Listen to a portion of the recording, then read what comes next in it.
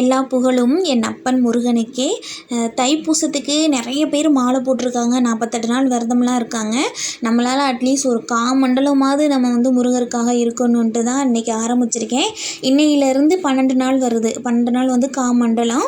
அது அப்படி காமண்டலம் இருக்கலாமான்னு எனக்கு தெரியல. ஆனால் எனக்கு அந்த மாதிரி ஒரு சூழ்நிலையெல்லாம் ஏற்பட்டுருது. அதனால் நான் காமண்டலம் உங்களால் எத்தனை நாள் இருக்க முடியுமோ அத்தனை நாள் இருங்க.